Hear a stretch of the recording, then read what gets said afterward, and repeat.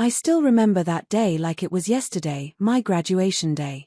The air buzzed with celebration, excitement, and the pride that comes after years of relentless effort finally paying off. Family and friends had gathered to honor me, to celebrate every late night, every sacrifice, and every dream that had led to this moment. But amid the laughter and applause, my personal world was about to crumble. Her name was Lisa, my wife, the person I believed would always stand beside me. We had been married for 7 years, and I thought we were building a life together. But quietly, something had been eroding between us. Over the past few months, sharp words had replaced gentle conversation, and cold distance had replaced warmth. I tried to ignore it, to chalk it up to stress, but deep down, I knew something was wrong. That evening, in my cap and gown, Lisa approached me with a serious expression. The party around us seemed to fade as she whispered words that would haunt me. I want a divorce. My heart stopped. The cheering, the proud smiles of my parents, the hugs from friends all blurred into nothing. I couldn't understand the timing, the audacity of delivering such a blow on the happiest day of my life.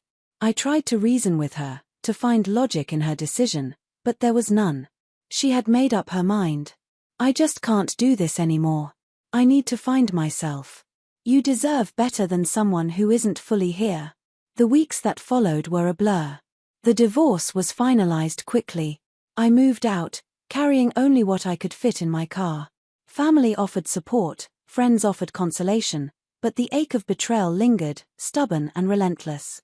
Every memory, every familiar corner, every photograph reminded me of what I had lost, the life I had thought would last forever. For 3 long years, I rebuilt my life from scratch. A new city, a new job, and a circle of people who valued honesty and integrity. The pain of that day remained, but gradually life gained new meaning. I focused on personal growth, on building a life no one could easily take from me. Life in the new city was a mix of freedom and loneliness. On one hand, I was liberated from the cold tension that had defined our final months. On the other, there was a gnawing emptiness that no work, friends, or experiences could fill.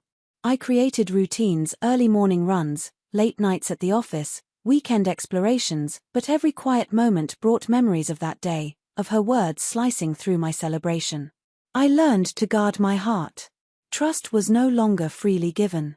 Occasionally, I would hear about Lisa through social media or mutual friends. She had moved on, perhaps faster than I had. At first, it angered me, but over time it became a lesson rather than a source of resentment. I realized the pain wasn't just about losing her, but about losing the shared dreams and the life we had imagined. Then, nearly 3 years later, a message arrived. Can we talk? I finally understand. I was skeptical, but curiosity won. At a quiet cafe, I saw her. Time had softened her edges, and there was humility in her posture. She spoke not to justify, not to explain, but to acknowledge. She admitted how abruptly she had acted, how her timing had caused pain, and how she hadn't truly grasped the consequences of her choice. Listening to her, I felt a shift. The power was no longer hers, it was mine. My life had been rebuilt with resilience, strength, and clarity.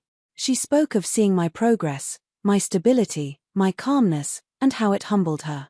She had expected me to crumble, but I had transformed pain into growth. We spoke carefully about our children, their achievements, their milestones, their everyday lives. She listened with pride, regret, and comprehension. No tears, no pleading for forgiveness, no desperate attempts to reclaim what was lost, just acknowledgement of the past and the truth that some things can never be fully restored. That conversation reinforced what I had already learned: life doesn't wait for closure.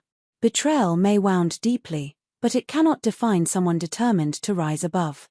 That graduation day, once a symbol of heartbreak, became a turning point, the end of one chapter and the beginning of another, a chapter defined by resilience, self-respect, and the power of rebuilding a life worth living.